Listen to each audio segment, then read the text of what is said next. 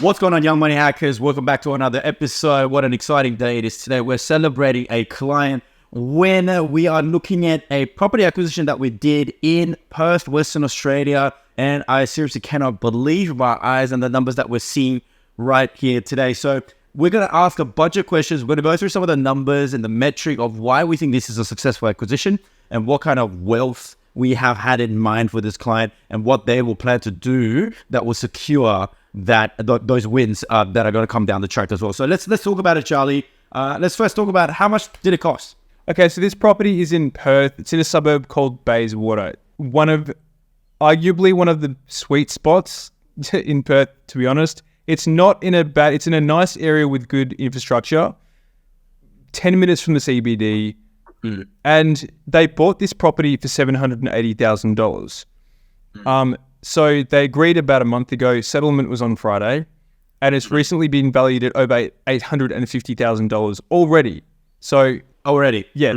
So it's $70,000 under market value. Yeah, which is insane. And at the time of the purchase, I knew that it was a good deal, but to know that after speaking with the bank's valuation and seeing the numbers come in, it's like, this is really cool. This worked. And that would have been really great for the lending process, because when you're going to apply for a loan for a property and when you get a valuation done, and if your valuation stacks up lower than the acquisition price, then you're going to have all sorts of dramas. But with this one, the lending process was very, very smooth, because the banks would look at this and go, wow, it's a really good deal. Let's finance these people. Because worst comes to worst, we're going to have our funds protected. So I think it's really important and imperative that you buy property out there under the market value as best as you can, which is what we were successfully able to do. Now, we also had another thing in mind, because this one was a bit of a fixer-upper, right?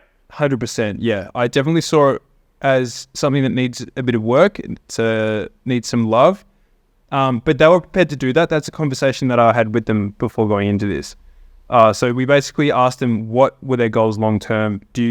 How much work do you want to put into this? Is it something you don't want to put any work into? I did say to them, though, obviously, if you do want to go ahead and do some work to something that you want to live in, you will speed up the process of the growth, of the equity growth over time. Okay, so it'll speed up that process for them. And they love it. They're into watching the block. They love the whole process. They love property. So I was like, well, that's great. Like, there's even more options for you. So let's talk about numbers then. So what kind of numbers are we looking at? How much money do you think they will have to spend? And how much money do you reckon they will make on the other end? Well, really quick, guys. Property investing can feel like an extremely overwhelming process because it's the biggest financial decision most of us will ever make. That's why we've developed these property investing calculators that are extremely easy to use. All you have to do is put in your numbers and it will tell you if your property investment is profitable or not. But that's not all. We also have a mentorship experience. And that's right. We want to share with you all the juicy details through Young Money Academy, where you can learn step by step on how you can see yourself through to that end goal where you're profitable on all your property investments. We also have free resources available, so check them all out at youngmoneyhackers.com. Now back to the podcast. Roughly. Okay, well, firstly, the fact that it's already been valued at around $850 means that they're already in the green by about $70,000. Yes. If they were to put $50,000 worth of work into the property, like cleaning up the landscape, cleaning and painting the roof, just the cosmetic upgrades, and maybe a new kitchen, which will be an extra $10,000 to $13,000. Maybe a bit of bathroom renovation as well. Nothing too structural, like nothing too serious, but $50,000 would be, I think that would be ample. For that, you're looking nothing under $1 million valuation after that. Well, actually, according to our research, we've actually been looking at properties that are in a similar sort of caliber, right? That's sitting at around about $1.2 million, which is unbelievable to think. Exactly. And another thing that I love about the property that we helped them buy is that it's on it's on 960 square meters, almost 1,000, quarter of an acre, like that. So then, the partner, like when I was speaking with them, he loves his cars. He wants to put a shed out the back, and that's fine. Like we had that in mind going into this, but he can have the shed plus a backyard plus a granny flat or two down the back of the house if he really wants to down the track, because he wants side access through the side of the house with a driveway. So it's just like an amazing. There's so many options here.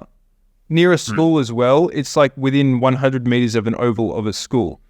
So it's a really nice, safe location. Something that I think a lot of people value. Well, that's right. Well, I mean, I'm just running the calculator that we have from Young Money Hackers right now that's available to us, and I am seeing the potential rental for this kind of place, in that similar location, right? Looking at rentals all ranging from up to $900 per week, $950 per week, at low end at $700 to upper end at $950 to about $1,000 per week, $980 a week, which is quite crazy. So if we were to, cap that at say about $850 a week, and we're looking at our calculator on Young Money Hackers, so we're potentially looking at almost $44,000 a year in income, which is unbelievable, right? And then you can obviously offset that against any other costing that you may have. And that's just the property as it is. If we're bringing in other strategies like your like a granny flat strategy, which will cost anywhere to $50,000 to $70,000, which could add in an additional income of $250, almost $300 a week, then we're looking at some crazy high income generating, really awesome cash flow coming through as well. Which, by the way, if you're interested in knowing more or getting yourself a calculator like this, check out our website, Young Money Hackers, for that one. But it's really interesting how there is just so much value sitting in this absolute bomb of a property. I know, I had my eyes lit up. I mean, a lot of the properties that I come across, I get kind of excited by. But this one particularly, I was like, okay, it needs a lot of work. There's no question. It needs enough work that if you were able to, if you spend $50,000, you could easily get $100,000 to $150,000 worth of growth out of it, if not more. But the thing is, it's achievable. It's not like they've got this property that's a complete. It's like there's no hope for it. It's like it needs work, but it's a good structure. Like it's a good layout. They can live in it as well, which is one of the main things. They've got a kid.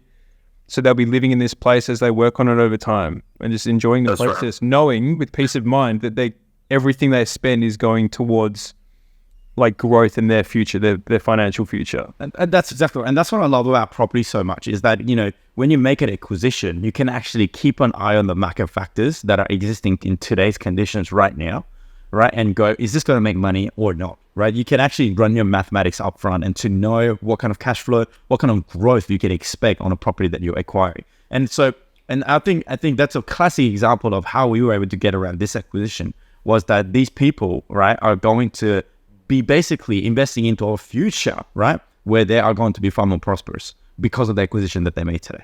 And I think with the equity that they build on top of, of their efforts and their endeavors to make this property better, is going to then subsequently enable them to acquire subsequent properties, which would then have similar income and capital growth potential, just like this one. Yeah. And it's sad to me that most people don't understand the process of renovating a house. They'll buy something that needs either not enough work or needs way too much work. They spend all this money, they've got this dream in their head, and they never make any money because firstly, they don't know how to renovate. Secondly, they didn't buy the house with a plan in mind to actually renovate and add value properly. And then they're stuck 30 years down the track they've made up the growth that they've made has had a 1-to-1 return on the dollars that they've put in. So they might have spent $50,000 on the house to grow the value of the house by $50,000. It's like you didn't achieve much doing that. It was a headache and probably arguments. And the dollars. Or the money that, you added $50,000, but it cost you $50,000, therefore you gain nothing. And I think there are plenty of resources out there to go, what's the best way to do it? But there's also a lot of noise. But, at Young Money Hackers, we want to just cut right through the noise and we want to help you guys understand what they are, what the achievable goals are. And so, we love doing this. We love seeing value in property. We love seeing value in people's plans, right? Because some people have different plans. Everybody has a different plan with property. Some people want to just enjoy themselves. Some people want to build themselves a future.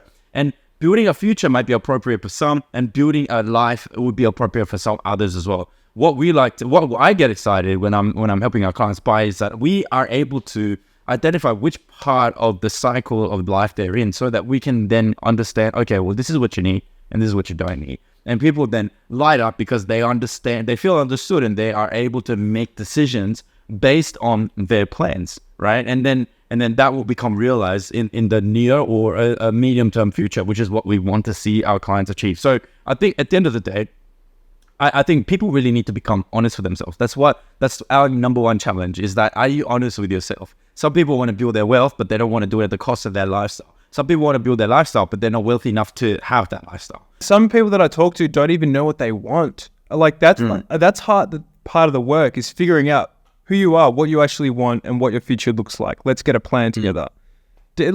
Outside of property as well, it's like you have to have a bit of more clarity around what your life may look like in the next 5, 10, 20 years.